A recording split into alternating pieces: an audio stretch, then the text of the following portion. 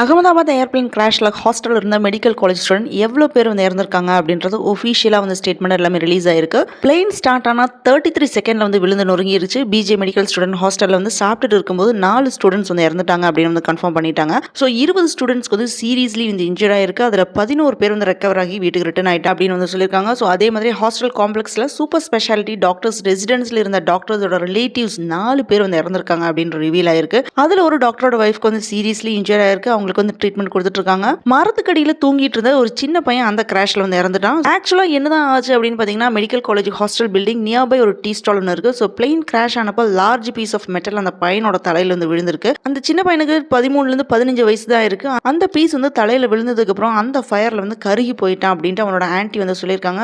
ஆகாஷோட அம்மா severe பர்ன்ஸோட hospital வந்து admit ஆயிருக்காங்க. ஸோ ஆகாஷோட பாடி வந்து அடையாளமே இல்லாம அவ்வளோ அளவுக்கு வந்து கருகி போயிருக்கு. ஆகாஷோட அப்பா வந்து டிஎன்ஏ டெஸ்ட்டுக்கு வந்து சாம்பிள் வந்து கொடுத்துருக்காரு. இவ்வளோ கொடூரமான டெத் வந்து யாருக்குமே வந்து வரக்கூடாது. உயிரோடு இருக்கும்போதே எரிஞ்சா எப்படி இருக்கும் நினைச்சாலே மனசெல்லாம் வந்து பதட்டமாக இருக்குது. ஸோ அதுவும் வந்து தூங்கிட்டு இருக்கிற பையன் அவனுக்கு வந்து தெரியவே தெரியாது நம்ம கொஞ்ச நேரத்தில் வந்து இறந்துருவோம் அப்படின்றது.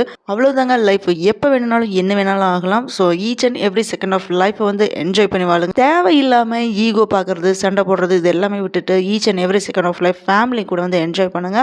இந்த வீடியோ பிடிச்சதுன்னா லைக் பண்ணுங்க, ஷேர் பண்ணுங்க, சப்ஸ்கிரைப் பண்ணுங்க. See you all in the next video.